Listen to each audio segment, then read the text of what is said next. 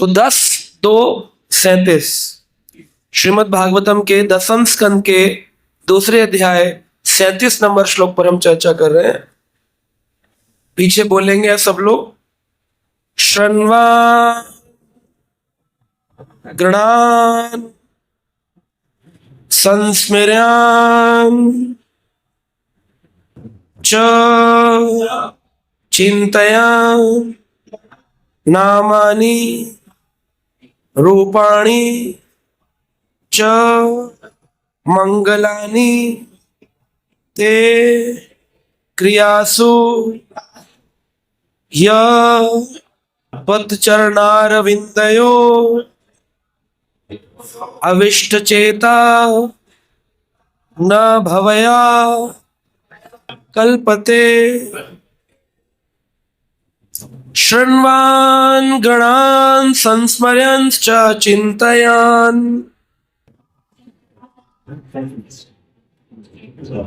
नामानि रूपाणि च मंगलानि ते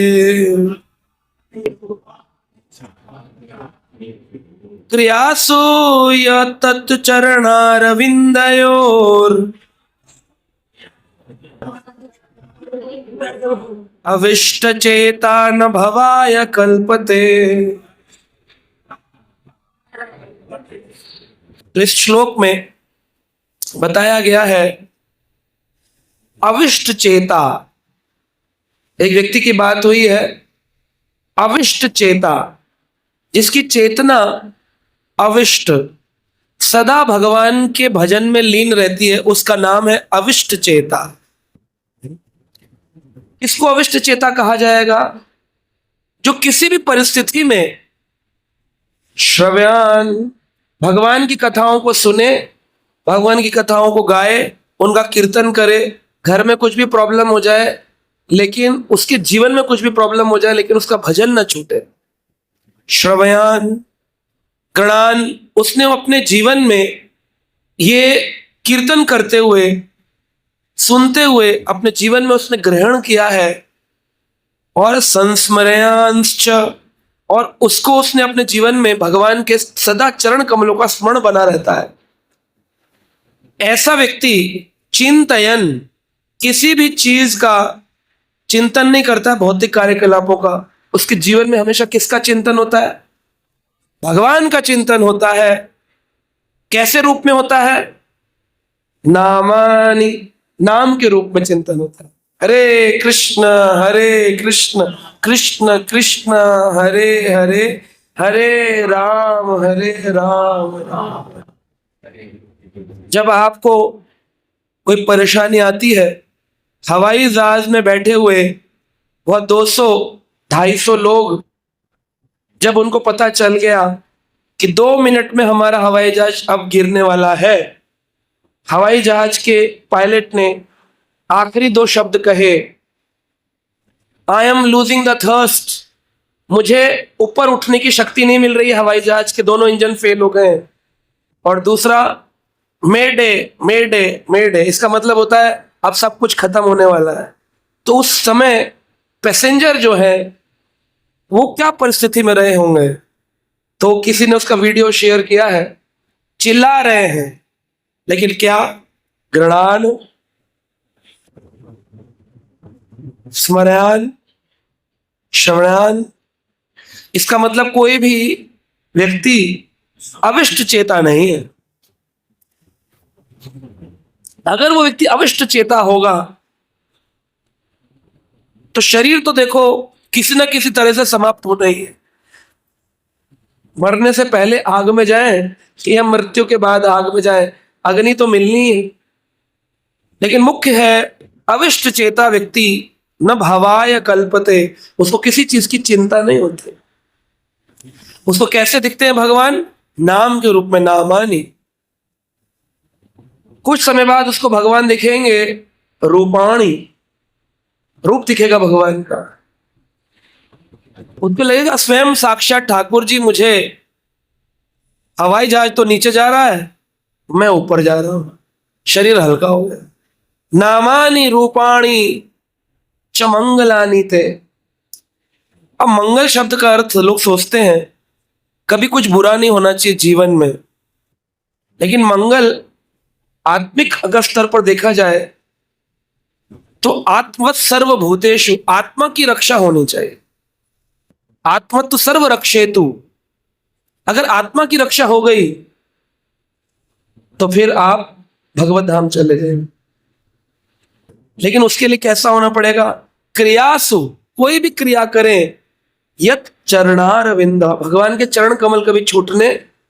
इसलिए भक्त लोग अपने मोबाइल फोन में भगवान का फोटो, लैपटॉप के वॉलपेपर पे भगवान का फोटो, अपने कमरे के अंदर बड़े बड़े चित्र भगवान के, भगवान का ऑल्टर के ऊपर फोकस लाइट लगा के, ताकि भगवान के स्वरूप को सदा अपने मन में स्मरण कर सके।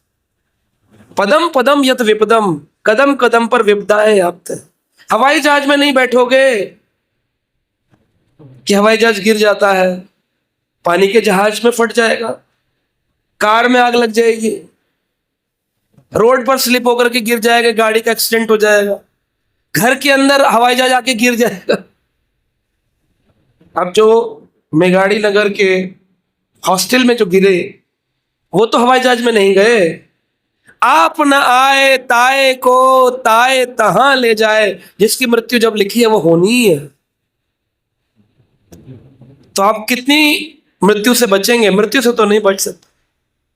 कैंसर हो गया माता जी को, मृत्यु से कैसे बचोगे? जातस ही ध्रुवम मृत्यु, जिसने जन्म लिया है प्रतिदिन उसकी मृत्यु उसका इंतजार कर रही है। तो क्या किया जा सकता है ऐसा अविष्ट चेता बनने के लिए?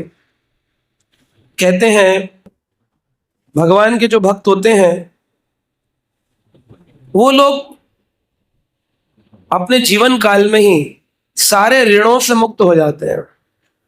ऐसा भागवत में बताया गया, 11वें स्कंद के 5वें अध्याय 41 नंबर श्लोक में कहा गया, देव ऋषि भूतृप्त नृणाम पितृणाम ना किंकरो नायम ऋणी च राजनः सर्व आत्मनम यम शरणम शरणन्यम गतो मुकुंदम परिहत्त करतम। जो व्यक्ति गतो मुकुंदम, जिसने अपनी गति को भगवान मुकुंद के शरण में डाल दिया है, गतो मुकुंदम परिहत्त करतम। परिहत शब्द का अर्थ क्या बता रहे हैं? उसने अपने जीवन के सारे कर्तव्यों को त्याग। अब मृत्यु के बाद क्या होता है? पंडित जी आते हैं और वो कई प्रकार के कर्म कांड करवाते हैं, लेकिन कर्म कांड करने से अच्छा है, किसी कर्म का आश्रय लेने से अच्छा है कृष्ण का आश्रय लिया जाए। तो इस श्लोक में इस बात को स्थापित किया गया है कि जीवन में बहुत प्रकार के ऋण व्यक्ति के होते हैं। देवताओं के ऋण, सूरज धूप देता है, आकाश हवा देता है, वरुण देव जल देते हैं, वायु देव वायु देते हैं। क्या आप उन सब देवताओं को धन्यवाद देते हो? चंद्रमा की पूजा के लिए तो करवा चौथ, गणेश चौथ, सूरज की पूजा के लिए कई पूजाएं होती हैं, सूरज की भी, छठ पूजा, सूर्य देव की पूजा, लेकिन वायु देव की पूजा, वरुण देव की पूजा कैसे करोगे? 33 करोड़ देवता है, देवताओं के ऋणी है हम, क्योंकि देवता हमारी सृष्टि में हमें वो चीजें प्रदान कर रहे हैं, तब हम जीवन जी पा रहे। देव ऋषि मुनियों ने शास्त्र लिखे तो आज आप उनको पढ़ते हो। मृत्यु के बाद गरुड़ पुराण, अगर वेद व्यास लिखते ही नहीं तो पढ़ते क्या? ऋषियों का ऋण है कि नहीं? फिर कहा है भूतः, भूत का मतलब है साधारण जन जीव, जितने जीवात्माएं हैं भूतः सबके ऋणी हैं। अब आप गाड़ी पार्क करते हो तो गार्ड कहता है नमस्कार साहब, उसके ऋणी हुए कि नहीं? फ्री में नमस्कार ले रहे हो कि ना? बॉस बनकर एम्प्लॉय कहता है गुड मॉर्निंग सर, ऋणी हो गए उसके। किसी भी व्यक्ति का एक अन्न का दाना, उसने प्रसाद दिया, आपने प्रसाद खा लिया, आप ऋणी हो गए उसके। आपने उसको क्या कहा, क्या किया उसके लिए? भंडारा लगा हुआ है, खड़े होकर लाइन से लोग खा लेते हैं, जो दे रहा है वो तो अपना ऋणी बना रहा है सब लोगों को। तो आप उसी ऋणों से मुक्त कैसे हो? देवताओं के, ऋषियों के, भूतः ऋणाम आप्तः, आप्त यानी कि मित्रों के ऋणी होते हैं। किताब कॉपी स्कूल में मांगते, नोट्स कॉपी दे दो, फोटो खींचियो भाई मेरी। आप्तः यानी मित्रों के, रिश्तेदारों के ऋणी होते हैं। दुख दर्द हुआ तो खड़े हो गए रिश्तेदार, आकर के पूछ लिया, दवाई दे दी। आप्तः निर्णाम, इस संसार में हर साधारण जीव के हम ऋणी हैं। सब्जी वाला घर पर सब्जी ले आया, उसके ऋणी हो गए। काम वाली ने काम कर दिया, उसके ऋणी हो गए। आप उससे फ्री में काम करा, बोले नहीं हम तो पैसा दे देते। क्या उसको उतना मेहनताना मिलता है जितना आपको मिलता है मेहनत करने के? और कुछ चीजें ऐसी होती हैं जो उसके कार्य के अंदर होती भी नहीं, हम कहते हैं जरा ये कर दियो। एम्प्लॉय होता है, बॉस कहता है जरा सिलेंडर उठा के ऊपर रख दियो, उसका काम तो नहीं। कोई भी काम जिसकी आप पेमेंट नहीं कर रहे हैं, आपने एक भी काम करा, आप उसके ऋणी हो गए, है ना? पितृणाम, पितरों के ऋणी है, क्योंकि उन्होंने हमको संसार में जन्म दिया। दादी दादा ना होते, माता पिता ना होते, तो आज इस संसार में कैसे होते? न किंग करो नायम ऋणी चराजनः, तुम दास के भी ऋणी नहीं बनोगे जो तुम्हारी सेवा करते हैं।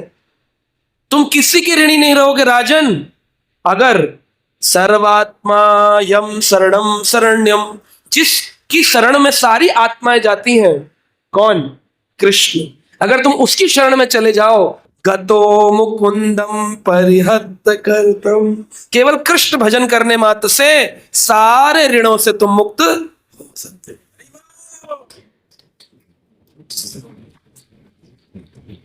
अब जीवन में कई त्रुटियां हो जाती हैं, न जाने किससे कितने ऋणी हो गए होंगे, लेकिन गतो मुकुंदम परिहत करतम। अब इस श्लोक का गलत तात्पर्य भी लोग लेते हैं कि भाई पिताजी चले गए, माताजी चली गई, इसमें लिखा है पितृणाम नायम ऋणी चराज, न पितरों के तुम ऋणी नहीं हो, इसलिए ये पूजा पाठ कर्म कांड बरसी 13वीं चौथा ये करने की आवश्यकता नहीं है, क्योंकि आप तो ऋणी नहीं हो। आप तो हरे कृष्णा करते हो, उनके पितृ मुक्त हो जाए। आप ऋणी नहीं हो, लेकिन कर्तव्यनिष्ठ हो, कर्तव्यनिष्ठ हो। एक व्यक्ति अभी हमने पढ़ा स्वनिष्ठ चेतसा, जो क्रियासु, क्रिया करता है, क्रियासु, ऐसा नहीं क्रिया बंद करके बैठता है, लेकिन भगवान के चरणों का स्मरण करता है। घर में बरसी है, अब कर्म आश्रय वाला व्यक्ति यज्ञ करेगा, पुरोहित बुलाएगा, पिंडदान करेगा, ये करो वो करो ऐसे करो।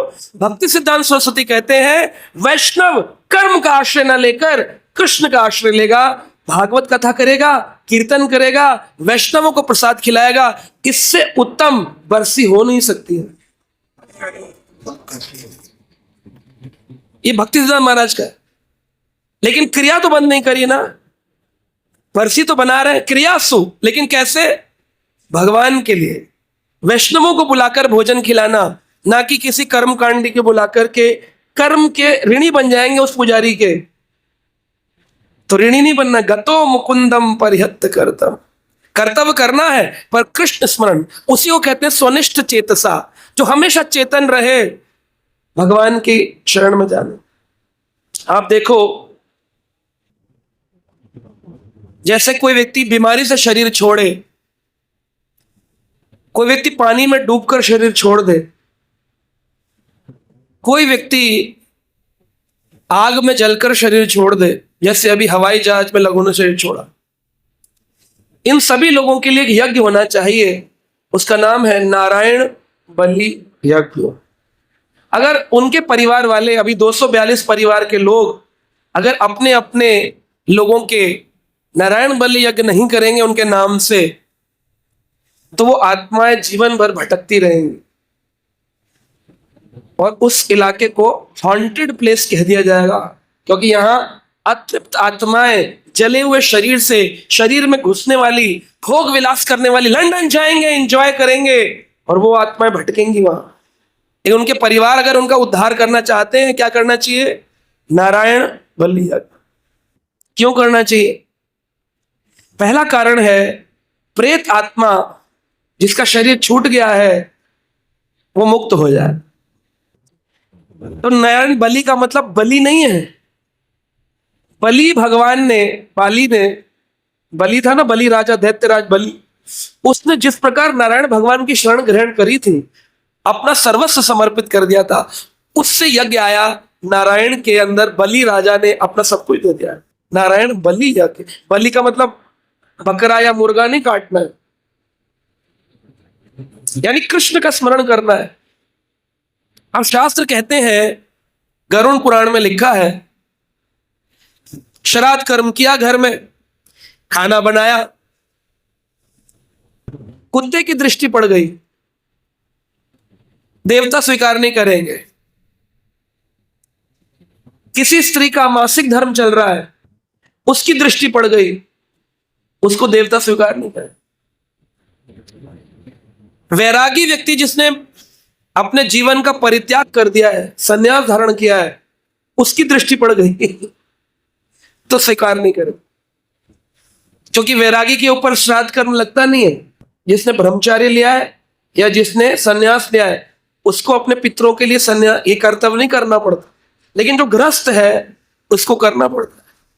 चैतन्य महाप्रभु गृहस्थ थे, उनको करना पड़ा। प्रहलाद महाराज गृहस्थ थे, उनको करना पड़ा। श्री रामचंद्र गृहस्थ थे, उनको करना पड़ा। तो श्राद्ध कर्म ब्रह्मचारी और सन्यासी को नहीं लगता, वो गृहस्थ को लगता है, कर्तव्य है उसका। अब उस पर दृष्टि पड़ गई तो वो कर्म का भोग खत्म। तो पितरा नरक चले जाएंगे, और जो पहले होंगे वो नरक में गिर जाएंगे, अगर स्वर्ग में भी हो। तो कर्म कितना गड़बड़ है, कर्म कांड जिसको कहते हैं, कर्म कांड केवल विषय भांड। इसलिए कोई भी विधि गतो मुकुंदम भगवान कृष्ण के लिए होनी चाहिए, उसकी गति कृष्ण हो। भोग बने घर में, पहले कृष्ण को भोग लगे, उसके बाद मानसिक रूप से फोटो के सामने रखकर पितृ को लगा दिया जाए, बोले आज तुम्हारा भोजन हो गया। पर संसार में लोग ऐसा नहीं, हलवाई से बनवाया, पितृ की फोटो के आगे रखा, और फिर वो माता जी का प्रसाद खा रहे। माता जी भगवान है क्या उनका प्रसाद खा रहे? दादी का प्रसाद नहीं खाओगे तुम्हें अपराध लग जाएगा, ऐसा बांध भी लेते हैं। नहीं खाना चाहिए, किसी के घर नहीं खाना चाहिए जब तक वो कृष्ण प्रसाद ना हो, नहीं खाना चाहिए, क्योंकि वो भोग ही नहीं लगा। और वो भोग भी पता नहीं कौन भोग रहा होगा, उसको तो पितृ तक पहुंचा कि नहीं पहुंचा। तो इसलिए प्रेत आत्माओं की मुक्ति के लिए नारायण बलि यज्ञ करना चाहिए। किसको करना चाहिए? जिनकी अचानक एक्सीडेंटल डेथ हो जाए, जिनका मर्डर हो जाए, जो पानी में डूब के मर जाए, जिनका बीमारी, कोई गहरी बीमारी से उनको रोगग्रस्त से मरना पड़े, अचानक कोई बीमारी आ गई, इसको नारायण बलि यज्ञ को ना करने से पितृदोष भी लगता है। पितृदोष, पितृदोष क्या है? नौकरी धंधा काम करेंगे, प्रॉपरली नहीं होगा, नौकरी छूट जाएगी, पैसा टिकेगा नहीं, मन विचलित रहेगा, पढ़ाई नहीं पूरी होगी। इसका मतलब है हमारे पूर्वज हमसे अप्रसन्न है। उसका वो लक्षण भी दिखाएंगे। स्वप्न में पूर्वज आएंगे और बोलेंगे हमें भूख लगी है, हम जल रहे हैं। लोग पूछते हैं फिर क्या करना चाहिए? उस पितृ के नाम से किसी वैष्णव को भोजन खिलाना चाहिए, मंदिर में साधु सेवा करनी चाहिए, कृष्ण भोग लगा के वैष्णव भक्तों को भोजन खिला दें तो पितृ को मिल जाए। इसका अर्थ होता है हम माफी मांग रहे हैं, हे प्रभु इनके प्रारब्धों से इनका जो भी मृत्यु लिखी थी वो हो गई, लेकिन अब इनकी आत्मा को अपनी शरण प्रदान करिए। ये नहीं लिखना चाहिए आत्मा को शांति। शांति नाम की कोई वस्तु नहीं है। आत्मा भटक रही है, पिटाई खा रही है, लोग कह रहे रेस्ट इन पीस, उसके पीस पीस किए जा रहे, उसे पीसा जा रहा है। ये लिख रहे रेस्ट इन पीस। क्या लिखना है? कृष्ण आप शरण प्रदान, गतो मुकुंदम परिहत करते हो, आप मुकुंद की शरण में चले। इससे हमारे परिवार में हार्मनी आएगी, सुख आएगा और सारे पितृ प्रसन्न होंगे। फ्यूचर जनरेशंस, जो गया वो तो गया, आने वाले संतानें सुख से अपना जीवन जी सकेंगे। तो इसके अंदर क्या होता है? नारायण बलि यज्ञ संकल्प कि जो भी यजमान है वो भगवान विष्णु के आगे शालिग्राम शिला को रख के किसी गंगा तट पर, गया में, गया तीर्थ, वहां गया तीर्थ में भगवान विष्णु का चरण पैर है। अभी हम लोग गया गए थे झारखंड कथा के बाद। भगवान विष्णु का एक चरण है, उसको बोलते हैं विष्णु पाद तीर्थ। भगवान ने अपने एक पैर से गयासुर राक्षस को मारा और भगवान का चरण बन गया। तो सारे लोग उस पर पिंड दान करते हैं, आटे की तिल की गेंद बना के अपने पूर्वज के नाम से डाल। एक पेड़ था, उस पर फोटो टांग रखे अक्षय वट, बोले यहां जो भी पिंड दान करेगा उसका पितृ मुक्त हो जाएगा, अक्षय वट। तो वहां एक बच्ची मिली और एक बुजुर्ग मिले मेरे, वो कहते हम आप ही के कारण यहां आए हैं। हमें समझा नहीं ये पितृ है या करने वाला है। फोटो इतनी सारी लगी थी, मैं तो घबरा गया, ये पितृ है या करने वाला है। कह रहा हम आप ही के कारण यहाँ आए। फिर मैंने पूछा मतलब? कह रहे आपकी कथा सुनी थी कि पितरों का पिंडदान करना चाहिए, तो हम गया में आप ही के कारण है, तो मुझे मिले वो।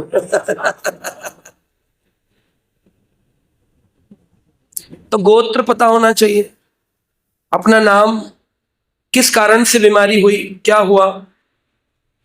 आटे की एक नकली शरीर बनाया जाएगा, उसका तो जल गया, शरीर तो मिला नहीं, एक्सीडेंट वाला। तो आटे का एक शरीर बनाया जाएगा और उसको यह मान के कि यह वह शरीर है। पिंड का मतलब शरीर, शरीर बनाया जाएगा और फिर उस पर वो रिचुअल किया जाएगा जिसमें भगवान नारायण को पिंड दान किए जाएंगे भगवान नारायण के नाम से, और एक यज्ञ किया जाएगा विष्णु भगवान की प्रसन्नता के लिए, और उसमें विष्णु मंत्र, नारायण मंत्र, कृष्ण मंत्र बोले जाएंगे। हरे कृष्णा कृष्णा कृष्णा।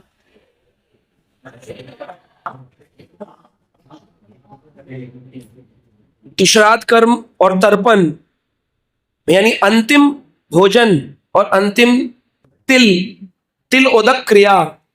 गीता में भगवान अर्जुन पूछ रहे हैं भगवान से, पिंडदान और तिल उदक क्रिया कौन करेगा जब परिवार के लोग मर जाएंगे? तिल उदक क्रिया यानी हाथ में जल लेना, थोड़ा तिल लेना और अंगूठे के इस साइड से ऐसे करके डालना। कभी कभी मैंने देखा है लोग पिंडदान करते ऐसे। इसको कहते हैं अर्पण, इसको कहते हैं तर्पण। तर्पण और अर्पण में डिफरेंस होता है। तो कभी आप पूजा करें तो लोग भगवान को पुष्प चढ़ाते हैं, इसको अर्पण कहते हैं। अगर आपने किसी को पुष्प ऐसे चढ़ा दिया उसका तर्पण हो जाए। दाल बांट रहे हैं, किसी को ऐसे किया, बोले आपको हम दाल अर्पण कर रहे हैं, और पीछे से आवाज है प्रभु जी थोड़ी दाल देना, आपने ऐसे कर दिया, उसका तर्पण हो गया। तो दाल देते वक्त, प्रसाद बांटते वक्त किस साइड प्रसाद बांटना है ये भी देखना ही हो, तर्पण है कि अर्पण।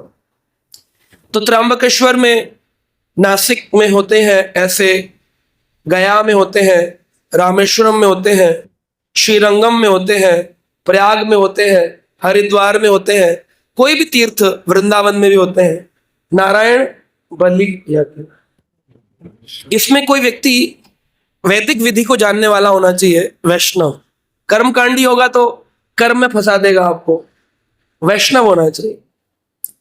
अमावस्या तिथि पर ही किया जाता है, या तो फिर वो तिथि हो जिस दिन शरीर छूटा है, तिथि हो जिस दिन शरीर छूटा है, जिस दिन जलाया गया वो नहीं, जिस दिन शरीर छूटा है। और परिवार में पुरुष वर्ग के व्यक्ति ही इस यज्ञ को करते हैं।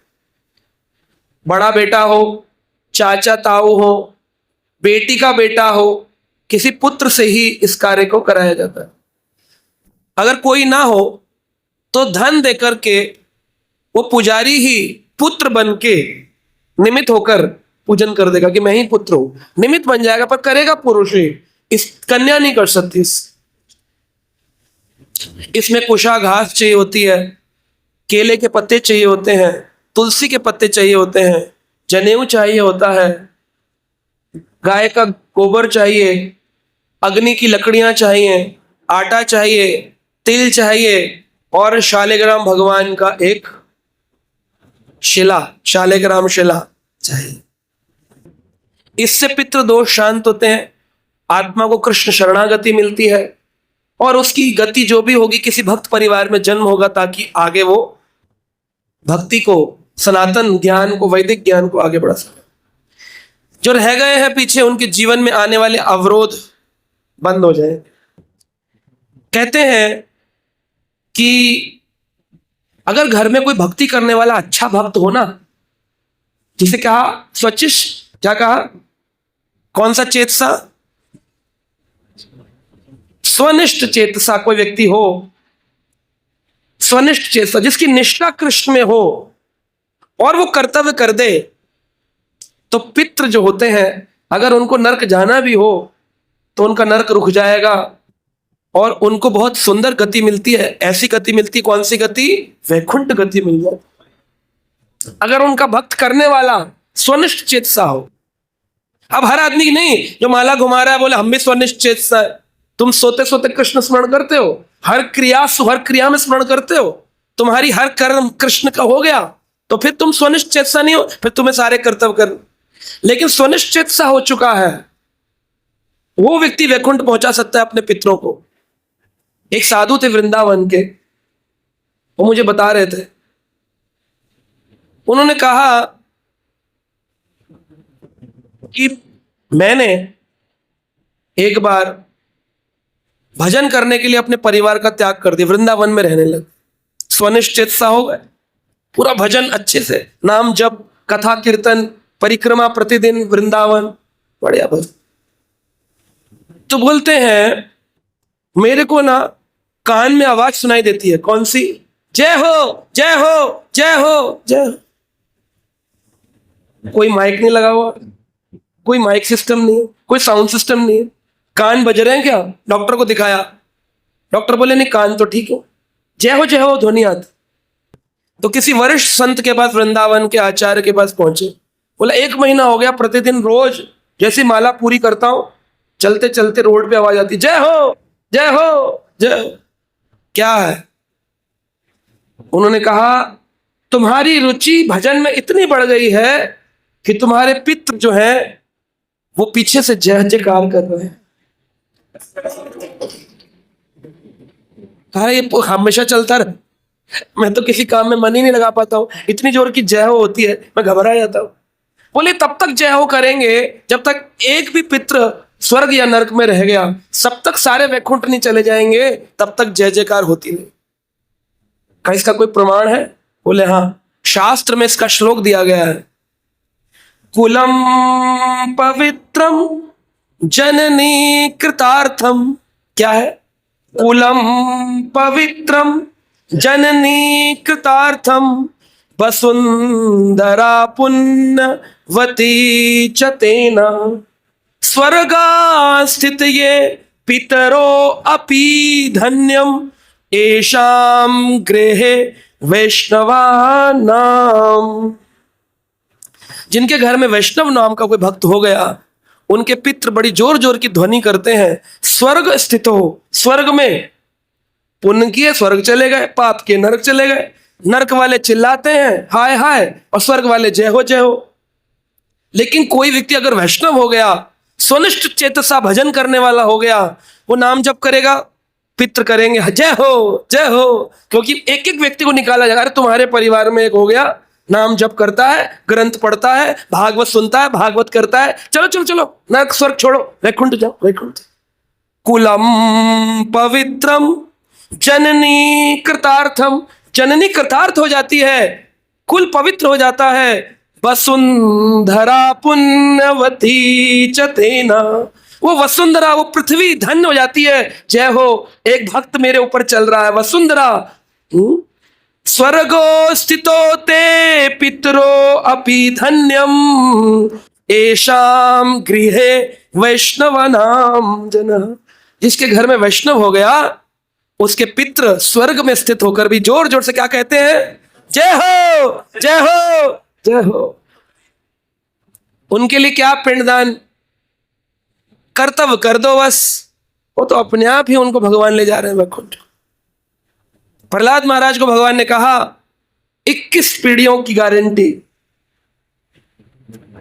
त्रिसप्तभी पिता पोता, 3 into 7, 7 माता की, है ना, माँ, नानी, नानी के पिता, नाना के पिता, सब 7 पीढ़ियां माँ की, पिता के साइड, पिता, दादा, परदादा, परदादा, पड़पड़ दादा, पड़पड़ दादा, पड़ा हुआ दादा, पड़पड़ दादा, सारे दादा, सब प्रसन्न, जय हो जय हो। और आने वाली 7 पुत्र, पुत्र का पुत्र पौत्र, पौत्र का पुत्र प्रपौत्र, ग्रैंडसन, ग्रेट ग्रैंडसन, सब क्या कहेंगे, जय हो जय हो।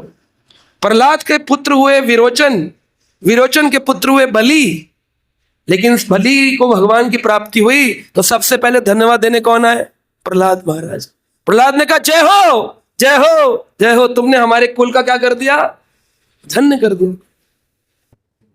कुलम पवित्रम, ये बात भागवत से स्थापित होती है, 7वां स्कंद भागवत। कुलम पवित्रम जननी कृतार्थम, मां भी कहे कि वाह किसको जन्म दे दिया, वेरी नाइस।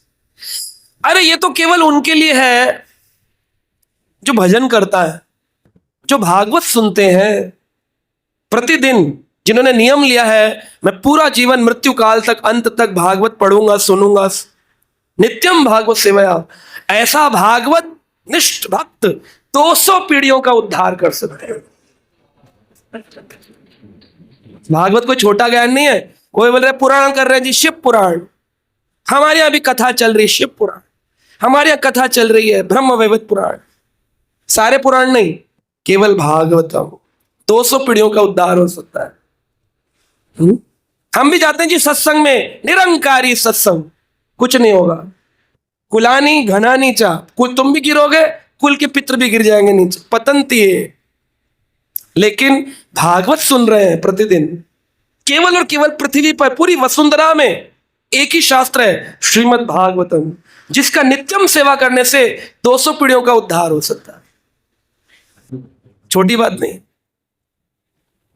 शालिग्राम की बात आई है, शालिग्राम, शालिग्राम भगवान पे ही क्यों नारायण बलि यज्ञ होता, शालिग्राम क्या होता है, इसे भी प्रश्न उठता है।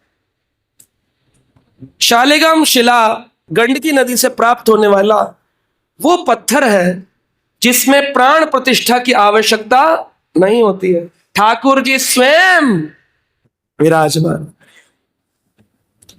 शालिग्राम शिला यत्र पूज्यतः नित्यम आत्मभिः तत्र तिष्ठामि नारायणः स्वयं भक्तवत्सलः।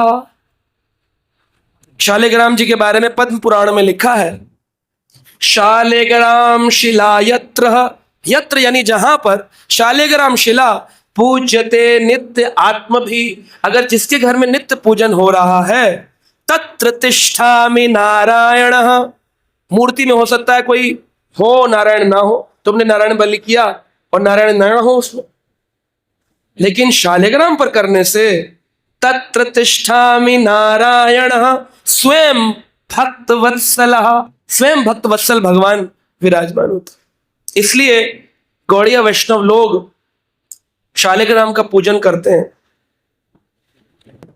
कभी कभी प्रश्न उठता है, क्या माता लोग शालिग्राम का पूजन कर सकती हैं, क्या गृहस्थ लोग शालिग्राम का पूजन कर सकते हैं, हाँ या ना? शालिग्राम का पूजन माता जी लोग, गृहस्थ लोग। तो गौड़िया वैष्णव चैतन्य महाप्रभु कहते हैं, शास्त्र में कहीं नहीं लिखा कि माताएं नहीं कर सकती। शास्त्र कहता है जो भी व्यक्ति पवित्र हो, स्त्री या पुरुष, पवित्र मतलब नहाकर पवित्र नहीं होते, जिसकी चेतना भगवत नाम कीर्तन करती है, पवित्र हो, वो व्यक्ति चाहे ट्रेंड ना भी हो, बहुत क्रिया मुद्राएं ना जानता हो, केवल गंगा जल चढ़ा दे और तुलसी पत्र चढ़ा दे, स्वयं ठाकुर जी के गोलोक वृंदावन धाम में उसकी तुलसी पत्र प्रतिदिन स्वीकार किया जाता है। तो शालिग्राम शिला कैसे मिले प्रभु जी? मन कर गया हमारा, कल ले आए जाके। शालिग्राम शिला को बेचना और खरीदने वाला दुकानदार कई मिलेंगे आपको। आप कहेंगे इतने सारे सुनहार बेचते हैं, यूट्यूब में बिक रहा है। पद्म पुराण में लिखा है बेचने वाले और खरीदने वाले दोनों नरकों में चले जाते।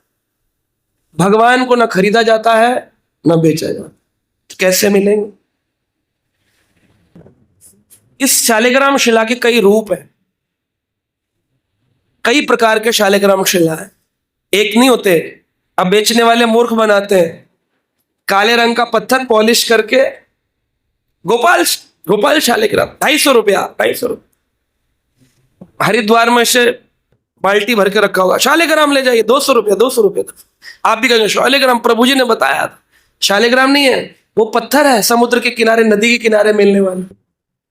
शालिग्राम केवल गंडकी नदी से मिलते हैं। कितने प्रकार के होते हैं सुनिए। एक होते हैं लक्ष्मी नारायण शालिग्राम, जिनका रंग सुनहरा होता है, गोल्डन कलर। उसमें साफ साफ एक कीड़ा होता है, उसका नाम है वज्र कीट। वो उस पत्थर के अंदर प्रवेश करके और पूरे चक्र बनाएगा, सुदर्शन चक्र, नारायण भगवान का चक्र बनेगा। एक एक लाइन आप देख सकते हैं, सुंदर दिखेगा। लक्ष्मी नारायण उस व्यक्ति के घर में क्या देंगे? सुख, संपत्ति, भक्ति, धन, धान्य, सुखता, सब कुछ प्राप्त हो जाता है केवल रखने मात्र से। पूजा कर ली तो वैकुंठ पक्का, केवल रख लिया ऐसा शालिग्राम, लक्ष्मी नारायण शालिग्राम। एक शालिग्राम उसका नाम है नरसिंह शालिग्राम। हम लोग जब नरसिंह चतुर्दशी बनाते हैं तो हमारे मंदिर में हम लोग ऑल्टर में नरसिंह शालिग्राम की अभिषेक करते हैं। उसमें दांत तो बाहर से गोल्डन बाद में लगाए जाते हैं, लेकिन दांत बने हुए होते हैं। वज्र कीट दांत बनाता है, मुंह खुला होगा, ऐसे पूरा गोला होगा पत्थर, ऐसे खुला हुआ होगा मुंह, और अंदर छोटे छोटे छोटे छोटे दांत बने होंगे। हम तो ऑल्टर में सेवा करते हैं, उसको लोग दिखाने के लिए कि और नजर आए, गोल्डन पानी चढ़वा देते हैं सुनहरा, ताकि दिखाई दे। आंखें बना देते हैं, नाक बना देते हैं गोल्डन, लेकिन मुंह खुला हुआ मिलेगा गंदगी से, ऐसे दांत होंगे छोटे छोटे। ऐसा शालिग्राम का भजन करने से घर में कभी कोई काला जादू, कोई भी प्रकार का काम नहीं करेगा और बहुत शक्तिशाली हो जाएगा परिवार का हर बच्चा बच्चा।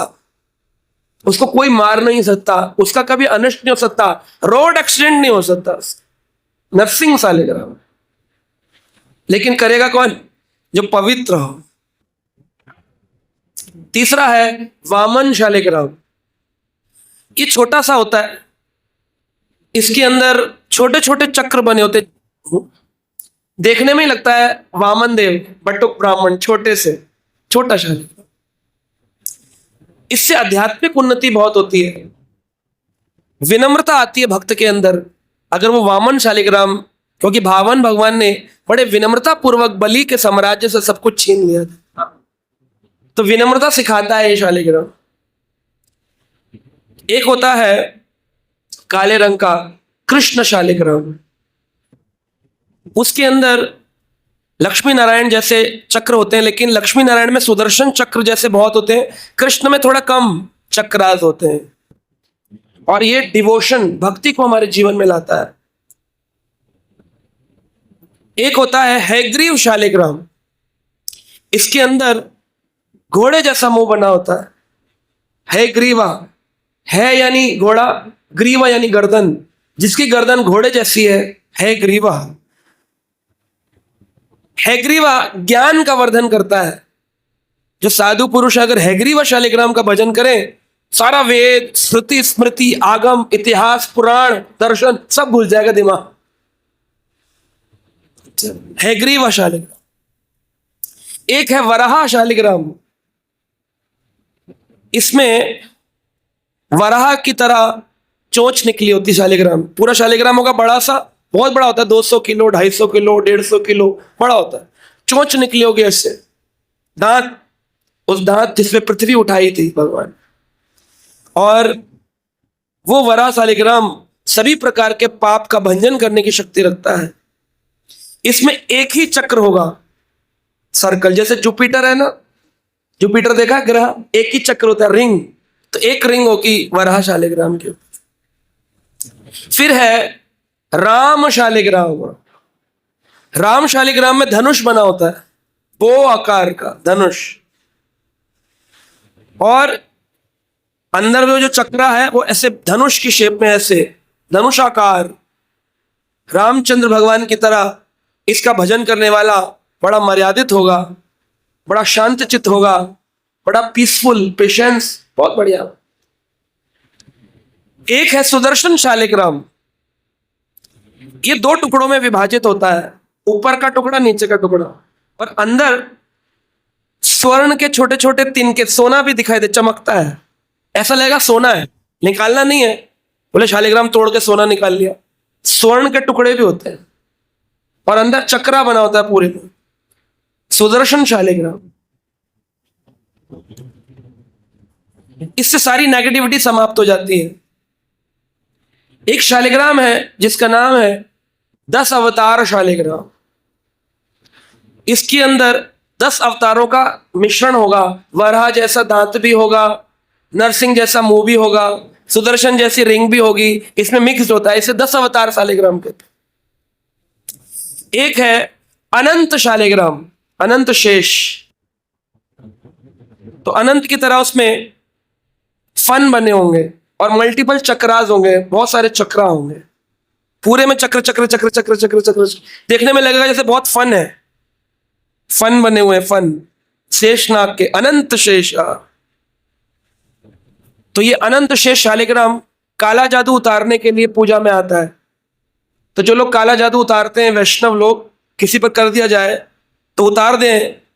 अब प्रारंभिक भक्त है, नया नया जुड़ा है, भक्ति करता नहीं है, बस माला गले में डाल के आई कार्ड की तरह घूम रहा है, भागवत खरीद के रखी, पढ़ता नहीं है, तो काला जादू हो गया, कैसे रूप मुक्त करें?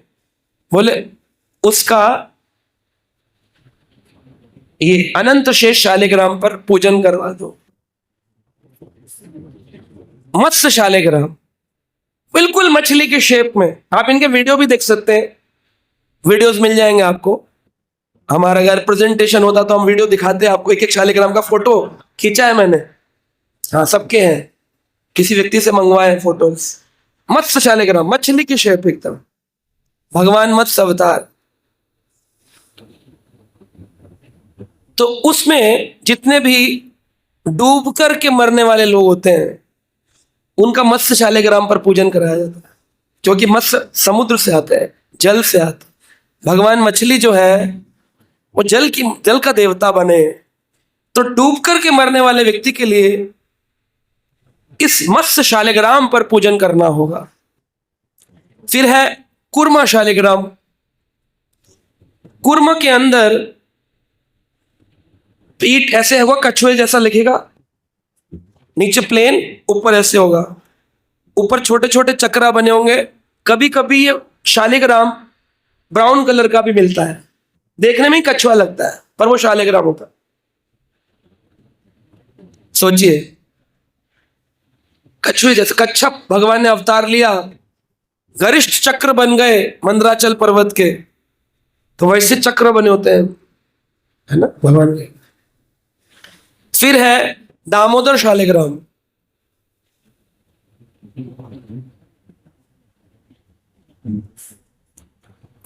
इसमें क्या होगा, शालिग्राम होगा गोल, उसके कमर के भाग पर रस्सी जैसा चक्र बना होगा।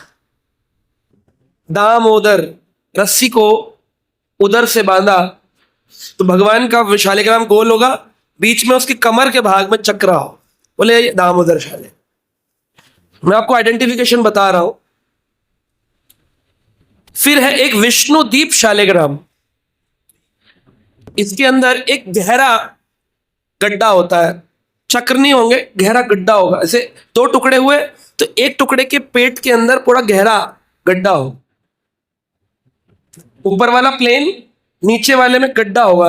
बोले क्या है, विष्णु दीप शालिग्राम, जैसे दीप का होता है ना गड्ढा, दीप शालिग्राम। तो इस प्रकार से अन्य अन्य और भी शालिग्राम है, मैं तो कुछ ही बताया आपको। गोपाल शालिग्राम 14 हो गए, गोपाल शालिग्राम, अन्य अन्य भी। शालिग्राम स्त्री और पुरुष दोनों के द्वारा ग्रस्त हो और ब्राह्मण दीक्षित हो, वैदिक संप्रदाय से, स्त्री हो चाहे पुरुष, दोनों उसका पूजन कर सकते। लेकिन स्त्री को ख्याल रखना चाहिए पवित्रता का। कुत्ते को छुआ आप नहीं पूजन कर सकते, मासिक धर्म चल रहा है आप पूजन नहीं कर सकते। पुरुष को ध्यान रखना है, नाई के घर से आया नहाया नहीं है, शमशान से आया नहाया नहीं है। एक भी गलती डायरेक्ट गॉड, मतलब प्रधानमंत्री के प्रोटोकॉल में आपने कुछ भी गड़बड़ किया, सीधा शूट एंड साइट्स। तो जो आप अपने घर में जगन्नाथ गौर निताई रखते हो, वहां शूट एंड साइट नहीं होता। शालिग्राम में शूट एंड साइट, अपराध सीधा। सुनने में थोड़ा अच्छा है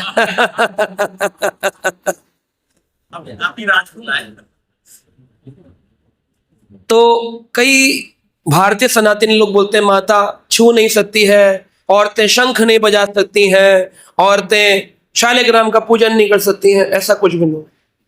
कोई भी जीवात्मा जो पवित्र है, नियमों का पालन करती है, ब्राह्मण है, ब्राह्मण इन द सेंस वैदिक ब्राह्मण, जाति वाला नहीं, वैदिक ब्राह्मण है, मंत्र पूजन, उसको प्राण प्रतिष्ठा की आवश्यकता नहीं है। स्वयं प्रकाशित विग्रह है शालिग्राम। प्रतिदिन तुलसी पत्र, गंगा जल, चंदन, पुष्प, नैवेद्य भोग लगाना है, घी की आरती उतारनी है, अगरबत्ती जैसे करते हैं। कभी भी जमीन पर नहीं रखा जाता शालिग्राम। जैसे पूजा कर रहे हैं, सारे विग्रह जमीन में रख देते हो आप लोग, बड़ा सा बर्तन ले लेते हो स्नान कराने के लिए। कभी कभी क्या होता है, नीचे रख दिया विग्रह, कोई बात, शालिग्राम भूमि पर रख दिया, लड्डू गोपाल रख दिया नीचे मंदिर की भूमि पर, बीच में नीचे कुछ बिछवाना होना चाहिए, उसी पर विग्रह स्थापना होना चाहिए।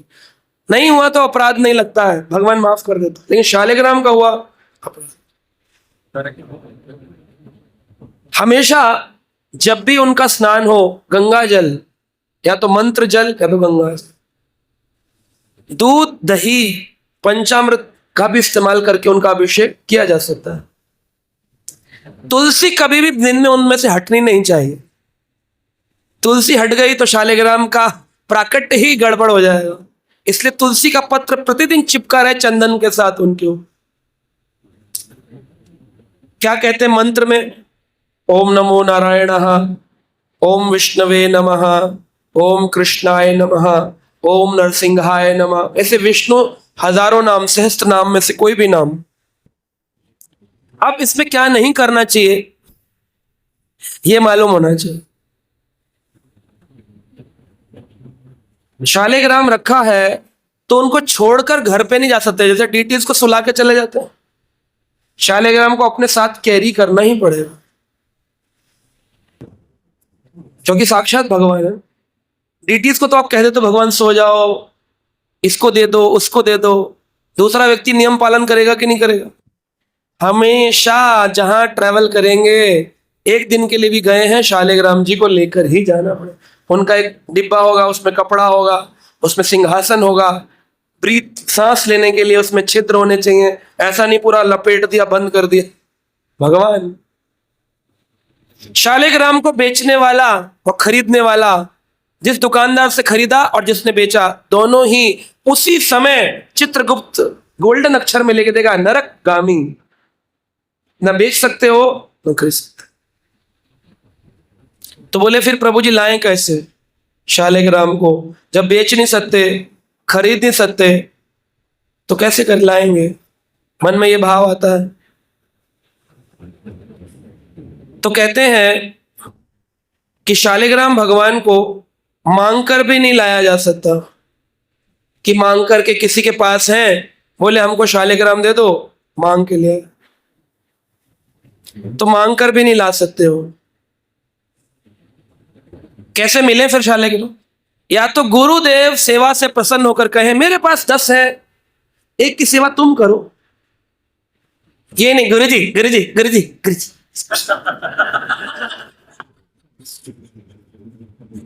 ये वाले व्यक्ति को कुछ नहीं। तो इसमें कैटेगरी है 1 2 3। पहला है गुरु जी सेवा से प्रसन्न होकर के स्वयं अपने शिष्य को कहें, ये लो एक शालिग्राम तुम सेवा करो। दूसरा तरीका है कैटेगरी 1 का, गंडकी जाओ, वहां जाके शालिग्राम, फिर दामोदर कुंड में कूदो, कूदना मत, बहुत गहरा पानी, ठंडा भी है, नेपाल का पानी ठंडा पानी। वहां कूदो दामोदर कुंड में, शालिग्राम लो और लाकर गुरुजी को दे दो, और गुरुजी आपके लिए लाए थे। और मन में भाव रखना नहीं कि भोग लगा के रिटर्न कर दो।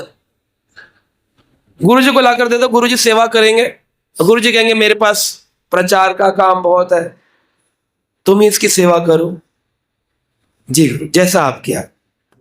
गुरुजी पे नहीं था, हमने लाकर दे दिया, गुरुजी ने सेवा करी। जब तक गुरुजी थे तब तक गुरुजी ने करी, गुरुजी ने दिया तो दिया, नहीं दिया तो गुरुजी के चले जाने के बाद उनके शिष्य उसकी सेवा कर सकते। ऐसे मिलते चलेगा, मांग के नहीं ले सकते। कुछ लोग कहते हैं दक्षिणा देकर ले आएंगे ना, जैसे गिरिराज जी में जाते हैं, बोलते दक्षिणा दे देंगे, गिरिराज जी का पत्थर ले आएंगे, बढ़िया सा पूजा माता जी सुंदर श्रृंगार कर देंगे, पूजन कर लेंगे। नहीं, दक्षिणा देकर के अगर आप शालिग्राम लाए और उनकी सेवा करी, दक्षिणा देकर के नहीं, दक्षिणा देकर के नहीं। सेकंड कैटेगरी में आएगा अगर वो दक्षिणा देकर लाए। दूसरी मिडल, और अगर जबरदस्ती लाया किसी से, नेपाल के किसी के पीछे पड़ गया, दे दे भाई दे दे, एक दे दे यार, तेरा क्या बिगड़ा, 5,000 ले लियो, 2,000 ले लियो, दे दे यार, मेरी मुक्ति हो जाएगी, तो तृतीय कैटेगरी का। पर है मांग कर लाया भी पूजन किया जा सकता है, लेकिन तृतीय कैटेगरी का।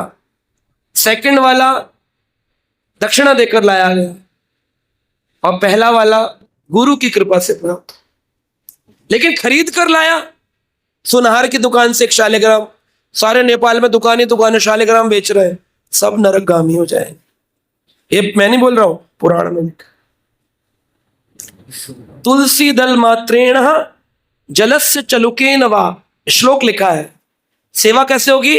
तुलसी जल मात्रेण चलुकेन, जलस्य चलुकेन वा, थोड़ा सा जल और तुलसी से सेवा हो जाएगी। विक्रंति यो शालिग्रामम सा याति नरकम ध्रुवम। विक्रंति, जो बेचेगा, विक्रयंती, विक्रेता होता है ना, खरीद फरोख्त विक्रेता, विक्रयंती शालिग्राम सा याति नरकमम ध्रुवम। ध्रुव परमानेंट, वो नरक में वासी है। बता दो अपने सुनार भाइयों, रुद्राक्ष बेच रहे हो, शालिग्राम मत बेचो। स्त्री छू सकती है, इसका प्रमाण शास्त्र में दिया। आप बोलेंगे प्रमाण क्या है? अपने मन मर्जी की बातें करते हैं। श्लोक दिया है, स्त्रियों मासिको काले शालिग्राम न पूजयेत। स्त्रियों मासिका काले शालिग्राम न पूजित। इसका मतलब मासिक काल में नहीं पूजे, बाकी काल पूज सकती है। ये तो श्लोक है, स्त्रियों मासिका काले न पूजित, शालिग्राम न पूजे। भगवान तुलसी से प्रसन्न हो जाते हैं तो केवल तुलसी मात्र चढ़ानी होती है। अच्छा, स्त्री के लिए गीता में भी कहा, माम ही पार्थ विप आश्रित हो ये अपि पाप योनियो स्त्रियो वैश्यो तथा शूद्रो ते अपि यान्ति परमाम गतिम। भगवान ने गीता में कहा 9वें अध्याय के 32 नंबर श्लोक में, स्त्री क्यों ना हो, पापी क्यों ना हो, वैश्य क्यों ना हो, लेकिन अगर वो मेरी शरण में आता है, ये यान्तिम परमाम गतिम, उनको परम गति मिलती। तो यहां तो भगवान स्वीकार कर रहे स्त्री को, कर रहे। अब एक में प्रश्न उठता है, एक दिन एक स्त्री नाराज होकर बोल रही थी, मुझे पापी और वैश्य की देते उसमें डाल दिया, क्यों? मैंने कहा ऐसा नहीं है। इसका अर्थ यह है एक लाइन में लिखने का मतलब ये नहीं कि तीनों को एक कैटेगरी में डाला है। कोई व्यक्ति चाहे वो कोमल हृदय रूपी स्त्री क्यों ना हो, भाई इमोशनल होती है स्त्री ज्यादा, कोमल हृदय स्त्री क्यों ना हो, या कोई धन की कामना वाला वैश्य क्यों ना हो, और या पतित कर्म करने वाला शूद्र ही क्यों ना हो, ये तीन अलग अलग मतलब है कि नहीं। हृदय से कोमल स्त्री क्यों ना हो, धन की कामना वाला वैश्य क्यों ना हो, और पतित कर्म करने वाला शूद्र ही क्यों ना हो, तीनों के तीनों भगवान की शरण ग्रहण करने से, तीनों ही नहीं बोल रहे यहां तक भी ऐसा है। इसका मतलब ये नहीं कि इन्हीं तीन की बात करी गई है, तुम तो कर ही सकते हो, लेकिन अगर कोई स्त्री जैसा कोमल हृदय वाला भी हो, अगर कोई वैश्य जैसा धन की कामना वाला भी हो, और अगर कोई पापी शूद्र भी हो, तब भी भगवान के शरण में जाने वाला परम गति को प्राप्त कर सकता है। ये मतलब है इसका मतलब ये नहीं कि पापी को, स्त्री को पापी बोला, किसी ने बोला। अपना एक्सप्लेनेशन करते हैं लोग उल जलूल, और लेक्चर दे रहे थे स्त्री पापी होती, और कहां लिखा पापी होती है। इसलिए आचार्य गणों के विज्ञान को ही आगे बढ़ाना चाहिए, अपने मन मर्जी की बातें नहीं बोलनी चाहिए। एक ही श्लोक के अनेक कंफ्यूजन क्रिएट कर देते हैं भक्त भी, इसलिए उसी से सुनो जो समझदार हो, किसी से भी सुने डूब जाए, प्रमाणित होना चाहिए। इसलिए विक्रेता इसका बिजनेस नहीं होना चाहिए।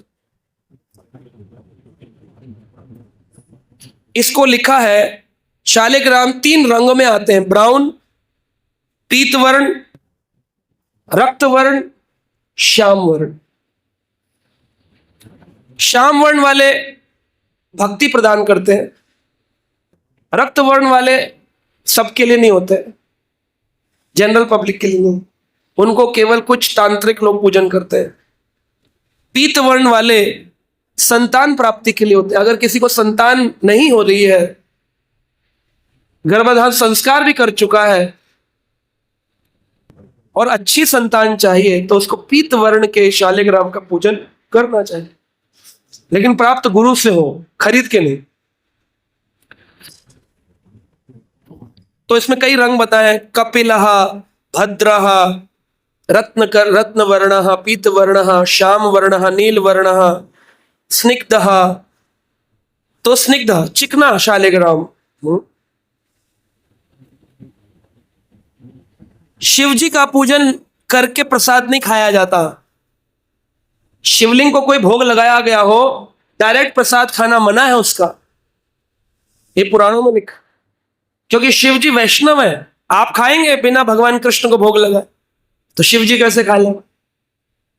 तो प्रभुपाद जी लिखते हैं शिव जी के डायरेक्ट भोग लगाने वाले और दुर्गा को डायरेक्ट भोग लगाने वाले किसको भोग लगाते हैं, उनके गणों को भोग लगाते हैं। चांडाक नामक गण सारे भूत प्रेतों को लेकर आता है और शिवलिंग के माध्यम से सारा भोग खा जाता है। चांडाक, चंडाल नहीं, चांडाक, ये प्रेतों का गण, हेड, शिव जी के गणों में हेड गण।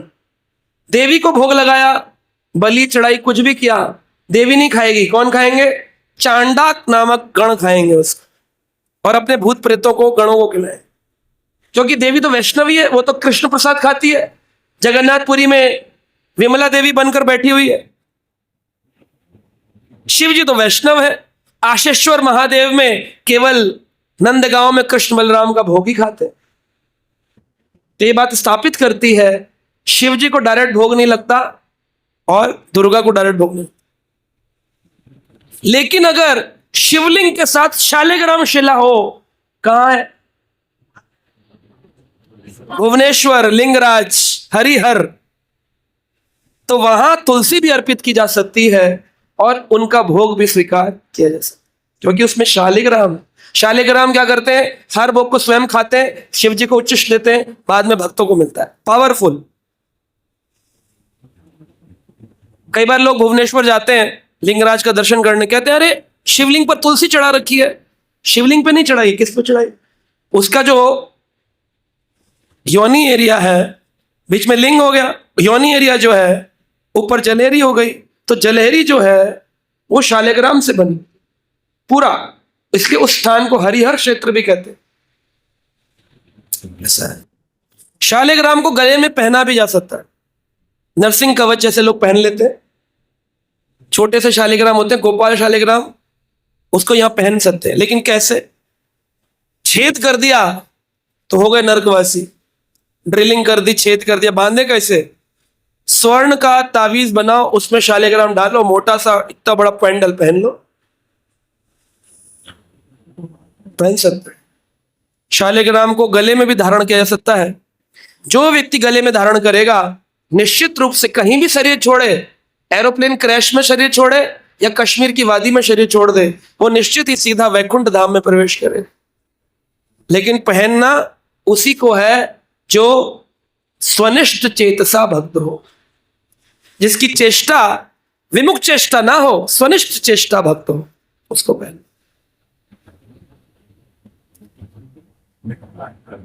अगर शालिग्राम किसी घर में है और उनके घर में मंदिर में चींटी मर गई, कीड़े मर गए बारिश के दिनों में, 1 कोस 3 किलोमीटर तक चींटा भी अगर मर गया, वो भी नरक से मुक्त हो जाता है।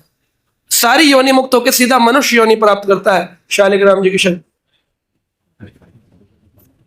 जिस घर में शालिग्राम का पूजन होता है, समस्त तीर्थ पृथ्वी के, स्वर्ग लोक के, 14 भुवन के सारे तीर्थ उस घर के अंदर विराजमान होते।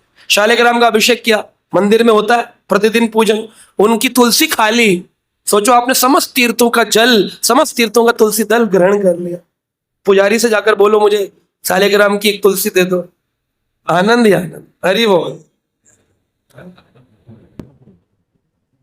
अगर शालिग्राम के नजदीक श्राद्ध किया जाए, ये लिखा है पुराण में, जिसकी हमने चर्चा प्रारंभ करी थी, नारायण बलि यज्ञ, तो एक पितृ जिसके लिए किया जा रहा है वो तो किया ही जा रहा है, लेकिन पूर्व पितृ जो है 100 के 100 पितृ, 100 पिछले, सबके सब संतुष्ट हो जाते हैं एक ही बार में। एक के लिए किया गया, 99 और शुद्ध हो गए। बोले वाह वाह वाह, क्या बोलेंगे? जय हो जय हो जय हो। सबको भोजन मिलता है, 100 पितरों को शालिग्राम को भोजन लगाने से। इसलिए लोग गया जाते हैं। गया में जमीन की महत्वता नहीं है, गया में भगवान के चरणों की महत्वता, विष्णुपाद। और शालिग्राम घर में हो तो पूरा विग्रह है, चरण की क्या चलती है, हाथ भी है, सिर भी है, पैर भी है, मुंह भी है, शालिग्राम भगवान विराजमान है। वहां पिंड कर दिया, दान श्राद्ध कर दिया, 100 पितरों को संतुष्टि करता है। ऐसा शालिग्राम। शालिग्राम को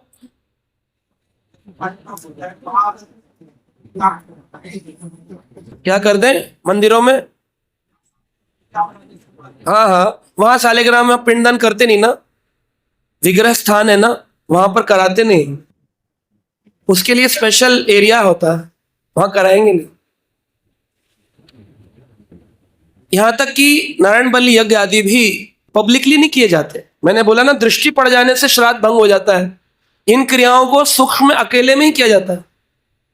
पिंडदान भी शमशान में भी नहीं होगा, घर में भी नहीं होगा। कहां होगा? किसी एक सीक्रेट स्थान में, वृक्ष के नीचे या नदी के पास।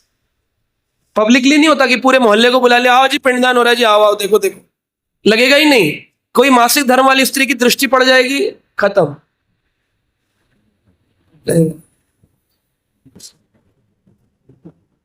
तो इसको कोई शालिग्राम भगवान को किसी कपड़े से रगड़कर साफ नहीं कर सकते। कपड़ा मेटल, पता चला वो पीतांबरी लेके, कई बार लोग लगाते हैं, भगवान गोपाल को रगड़ रहे होते हैं, कह रहे चमका दिया आज गोपाल।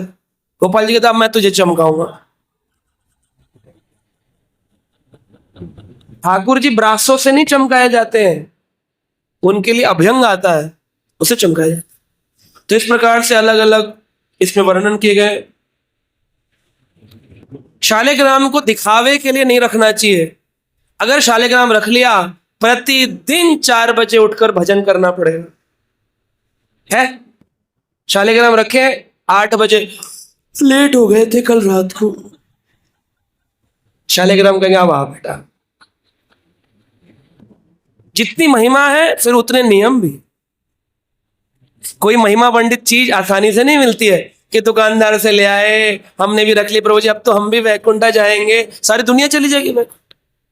अगर भगवान ने अपनी आजादी दी है तो उसमें कुछ कठोर नियम भी रखे। प्रतिदिन 4 बजे उठ के भजन करना, गंगा जल तुलसी दल, और मंत्र जाप करना पड़ेगा, हरे कृष्णा कृष्णा कृष्णा हरे हरे, हरे राम। तो इस प्रकार से शालिग्राम जी के बारे में अनेक वस्तुएं हमने चर्चा करी, और यह भी चर्चा किया कि कोई व्यक्ति एक्सीडेंटल डेथ, जैसे अभी एरोप्लेन क्रैश हुआ, उनके परिवार लोग उनकी मुक्ति के लिए क्या कर सकते हैं, क्या करना चाहिए। अगर किसी ने भी नहीं किया, ये सोचकर अरे ये तो पंडितों की कहने की बातें हैं, ना तो मैं उनका पिंड खाता हूं, ना मैं उनका भोजन खाने वाला हूं, ना मैं उनकी दक्षिणा लेने वाला हूं, मैं तो केवल एक कृतार्थ भाव से शास्त्र की दृष्टि क्या कहती है उसका वर्णन यहां पर मैंने किया है, कि हमें सच में लोगों की अगर भलाई करनी है, जो होना था वो हो गया। ब्लैक बॉक्स खोजने से ये तो पता नहीं चलेगा आत्मा वापस कैसे आएंगे, वो तो हो गया। अब उन आत्माओं के उद्धार हेतु तो क्या करना है ये सोचना चाहिए। नाम कीर्तन, गरुड़ पुराण का पाठ, शालिग्राम नारायण बलि यज्ञ, एक तो करने से उनके आने वाली जनरेशन्स के लिए फायदेमंद। ठीक है, सर्वप्रथम मैं हमारे कैलाश में आप श्री का आगमन हुआ और सारी भगवत मंडली आई। मैं अपने सोसाइटी के सभी सदस्यों की तरफ से और अपने पड़ोसियों की तरफ से आप सबका अभिनंदन करता हूँ। हरे कृष्ण। बहुत अच्छा चिंतन हमारे गुरुदेव दे रहे थे। वैसे तो मैं भी अपना यहाँ जो स्कॉन बन रहा है इसका मेंबर हूँ, और श्रीमद् भगवत की सेवा में मेरे परिवार से ही, जन्म से ही मुझे ये सौभाग्य मिला है। मेरे पूज्य पिताजी दैनिक एक माला गायत्री और एक अध्याय भगवत गीता, इसको संपन्न किए बिना कभी नाश्ता पानी नहीं लेते थे। ऐसे भारद्वाज गोत्र में मेरा जन्म हुआ, और गुरुकुल में जहाँ स्वामी रामदेव जी महाराज पढ़े हैं, मेरे सामने वो आए पढ़ने के लिए। कुछ क्लासों में शायद हमने उनको कुछ पढ़ाया भी होगा। वहाँ मुझे व्याकरण पढ़ने का सौभाग्य मिला, क्योंकि हमारे प्रधान, हमारे सोसाइटी के प्रेसिडेंट का ये प्रोग्राम है और काफ़ी देर तक ये चल चुका है। कल सुबह ही मुझे एक जगह भगवत गीता पर बोलने के लिए जाना भी है। तो जब अचानक हमारे आलोक सर का फोन आया तो मुझे एक गीता का श्लोक ध्यान आया। मैं आपके साथ उसी पर चिंतन करना चाहता हूँ कुछ मिनट के लिए। ये भगवत गीता के 8वें अध्याय में है। मेरे साथ आप गुनगुनाएंगे।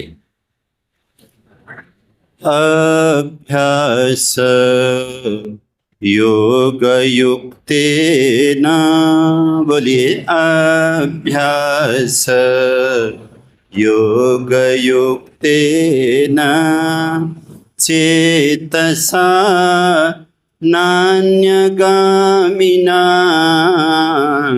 चेतसा नान्यगामिना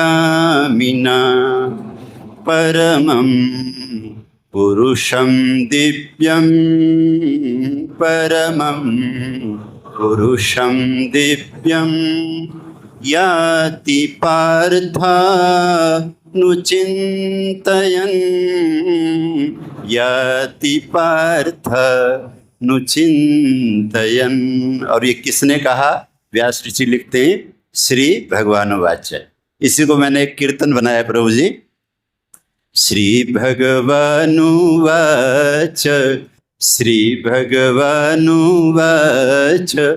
श्री भगवानुवाच, श्री भगवानुवाच, श्री भगवानुवाच, श्री भगवानुवाच। श्री भगवानो वाच श्री भगवानो वाच श्री भगवानो वाच श्री भगवानो वाच श्री भगवानो वाच श्री भगवानो श्री भगवानो वाच श्री भगवानो वाच श्री भगवानो वाच श्री भगवानो वाच। आविष्ट मन की बात भागवत पुराण से गुरुजी कर रहे थे। अभ्यास योग युक्ते न चेतसा नान्यगामिना। ये मेरे प्यारे अर्जुन, जीवन में अगर सद्गति प्राप्त करनी हो तो तुम्हें अभ्यास अवश्य करना पड़ेगा। भगवत गीता कोई जादू टोना नहीं है कि भगवान ने हाथ रख दिया और आपकी मुक्ति हो गई। तो भगवान तो कह रहे हैं अभ्यास करना पड़ेगा। अभ्यास के बिना कुछ होने वाला नहीं है। और यही वैदिक बात है। अवैदिक में और वैदिक में यही फर्क है कि यहाँ व्यक्ति कुर्वन्ने वेह कर्माणि जिजी विशेषतम समा, कर्म करता हुआ 100 साल की योजना बनाकर अभ्यास करता है, अच्छे अच्छे अभ्यास करता है। आज पूरा वर्ल्ड जैसा कि युद्ध की बात आ रही है, मृत्यु की बात आ रही है, एक बहुत बड़े संघर्ष से निकल रहा है। अगर इस मानव समाज को बचाना हो तो हमें भगवान कृष्ण के इन पावन वचनों पर संसार को लाना पड़ेगा। और मैं इस्कॉन को प्रणाम करता हूँ, प्रभुपाद जी को प्रणाम करता हूँ, जिन्होंने पूरे विश्व में भगवत गीता पहुँचाई, लोगों को धोतियाँ पहनाई, तिलक लगवाए, कीर्तन करवाया, शाकाहार बनाया और सदाचार का जीवन सिखाया। तो अभ्यास, जीवन सुंदर कैसे बनता है? अभ्यास से बनता है। आप अगर एक अच्छा शरीर बनाना चाहते हो, जिम ज्वाइन करते हो, हमारे द्वारका में तो बहुत खूबसूरत पार्क है प्रभु जी, और कैलाश के सामने तो सबसे अच्छा पार्क है।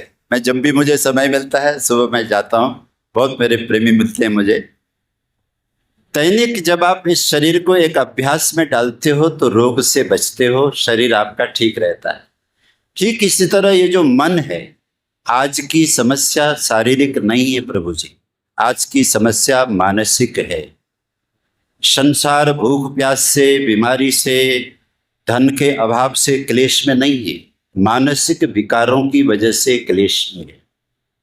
और भगवत गीता एक अमर ग्रंथ इसलिए है कि वो जो धृतराष्ट्र है, जो कहीं न कहीं जगत में अपने कौरवों को पालकर पांडवों के साथ अन्याय में लगा हुआ है, तो उस मनुष्य को गलत अभ्यास से छुड़ाकर धार्मिक पांडव पक्ष में लाना ही भगवत गीता का उद्देश्य है। और अभ्यास कैसा? योग युक्तेन। पतंजलि ऋषि को प्रणाम कीजिए। पतंजलि ऋषि कहते हैं अभ्यास, ये जो अभ्यास है, अभ्यास वैराग्याभ्याम तन्निरोधः। और 6ठे अध्याय में भी भगवान ने इन्हीं 2 चीजों को लिया। और मैं कथा में कहा करता हूं, जलते हुए अंगारे को भी अगर आपके पास में 2 फलक वाला चिमटा हो ना, तो उठा करके एक तरफ से उधर रखा जाता है। जो अभ्यास और वैराग्य जो अपना लेता है, अपने बिगड़े से बिगड़े मन को भी वो काबू कर सकता है। इसलिए वैदिक जीवन अभ्यास का जीवन है, योग का जीवन है। चेतसा नान्यगामिना, ये चित्त निरंतर भटकता रहता है। और प्रभु जी जब से मोबाइल महाराज आए हैं, तो गुरु महाराज को तो कम ही लोग पूछते हैं, सब इसी में भटकते रहते हैं, इसी को खिसकाते रहते हैं, न जाने क्या माल मिलेगा। माल वाल कुछ नहीं मिलता, चित्त और व्यग्र हो जाता है। आज भी मैं अपनी श्रीमती को कह रहा था कि देखो, मैं स्वामी अखंडानंद जी की भगवत गीता पढ़ रहा हूँ। जो सरला विरला जी, जो वसंत विरला जी की पत्नी थी, अखंडानंद जी से गीता करवाती थी, और वो गीता टेप रिकॉर्ड से सरला विरला जी लिखती थी, उसको छापा गया है। मैंने कहा ये हमारी भारतीय संस्कृति है। अरबों के धन दौलत के बीच में मेरी बहन पैदा हुई, लेकिन उसकी लगन गीता से है और वो लिखती है कैसेट से, फिर वो ग्रंथ छपता है। मोबाइल को छोड़ो, मनन की तरफ लगो, मनन ग्रंथ से होता है। प्रभुपाद जी महाराज ने ग्रंथ का बड़ा भारी अंबार लिख करके आपको दिया है, इन पर मनन होते रहना चाहिए। अभ्यास योग युक्ते न चेतसा नान्यगामिना, नाम जप कीजिए, प्रवचन सुनिए, ग्रंथ पढ़िए, इस चित्त को संभाल करके रखिए। परमं पुरुषम दिव्यम याति पार्थानुचिंतन, जीवन के अंत में चिंतन चलता हुआ हो, क्योंकि अगर ये चिंतन का दिया जल रहा होगा, शायद ये जो मंदिर का दिया जलाना है, नित्य प्रति की जो आरती है, इसका भी यही उद्देश्य है कि वो जो अंदर का दिया है वो जलता हुआ रहना चाहिए। तो परमं पुरुषम दिव्यम याति पार्थानुचिंतन, ये मेरे प्यारे पार्थ, ये उत्तम मार्ग है, लेकिन तुम्हारा तो रास्ता बहुत कठिन है। इसलिए भगवान ने उनको कहा, माम अनुस्मर युद्ध च, युद्ध तो करना ही पड़ेगा। हमारा जहाँ जहाँ जन्म हुआ है, जो जो काम है वो हमको करने पड़ेंगे, लेकिन उन कामों में स्मरण नहीं छूटना चाहिए, अनुस्मरण नहीं छूटना चाहिए। भगवान करे ये जो आपका सत्संग की गंगा बह रही है, ये हर सोसाइटी में बहे, हर सोसाइटी में दरबार लगे। भगवती गीता जिसकी आरती मैं गुनगुनाया करता हूँ कि जय भगवत गीते माँ, जय भगवत गीते, हरिः कमल बिहारिणी सुंदर सुपुनीते, माँ जय भगवत गीते। गीता ही एक ऐसा महान ग्रंथ है जिससे ये बहुत ही कष्ट में पीड़ित होता हुआ संसार दोबारा बहुत सुखद जीवन प्राप्त कर सकता है। और इसमें आप सभी इस्कॉन के प्रभुजनों का, क्योंकि आपके यहाँ सबको प्रभु बोला जाता है, बहुत बड़ा रोल है।